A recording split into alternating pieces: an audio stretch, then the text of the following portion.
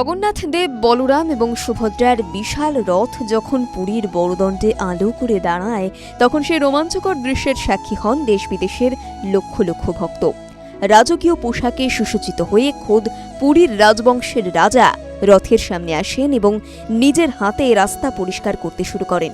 তবে যে সে ঝাড়ু নয়, তার হাতে থাকে এক মহার্ঘ সোনার ঝাড়ু, যার হাতলে নিখুঁত সোনার শিল্পকর্ম করা থাকে।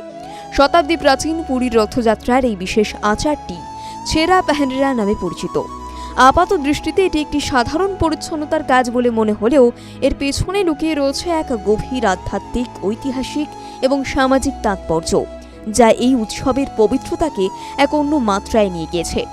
মনে প্রশ্ন জাগতেই পারে, রাস্তা পরিষ্কার করার জন্য রূপো, তামা বা অন্য কোনো ধাতুর বদলে কেন কেবল সোনাকেই বেছে নেওয়া হলো? আসলে সনাতন ঐতিহ্যে সোনা বা স্বর্ণকে কেবল একটি মূল্যবান ধাতু হিসেবে দেখা হয় না, একে মনে করা হয় পরম পবিত্রতা, শুদ্ধতা এবং সমৃদ্ধির প্রতীক। জগন্নাথ দেব হলেন বিশ্বব্রহ্মাণ্ডের নাথ বা পরমেশ্বর। তার রথের পথকে জাগতিক কোনো সাধারণ বস্তু দিয়ে স্পর্শ করা শাস্ত্রসম্মত বলে মনে করা হয় না।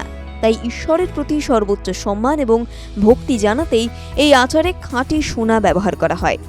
আষাঢ় মাসের শুক্লপক্ষের দ্বিতীয় তিথিতে শ্রীক্ষেত্রের এই মহোৎসবে সুগন্ধি চন্দন জল ছেটানোর পর 3 রথের চারপাশ এই সোনার ঝাড়ু দিয়ে সাফ করেন গজপতি মহারাজা। তবে এই সোনার ঝাঁটার সবথেকে বড় তাৎপর্য লুকিয়ে রয়েছে মানুষের মনস্তাত্ত্বিক অহংকারকে চূর্ণ করার দর্শনে। রাজা হলেন রাজ্যের সর্বোচ্চ ক্ষমতার অধিকারী এবং বৈভবের প্রতীক। তাঁর হাতে যখন সোনা দেওয়া হয়, তখন তিনি প্রমাণের চেষ্টা করেন যে জাগতিক সমস্ত বৈভব এবং রাজকীয় অহংকার তিনি ঈশ্বরের চরণে সমর্পণ করছেন। সোনা দিয়ে তৈরি ঝাঁটা দিয়ে রাস্তা ঝাঁট দেওয়ার অন্তর্নিহিত অর্থ হল পৃথিবীর সবচেয়ে মূল্যবান সম্পদও ভগবানের দাসত্বের কাছে তুচ্ছ। অন্য কোনো সাধারণ ধাতু ব্যবহার করলে এই গভীর আধ্যাত্মিক বৈপরীত্য এবং রাজকীয় সমর্পণের বার্তাটি হয়তো এত জোরালোভাবে প্রকাশ পেত না।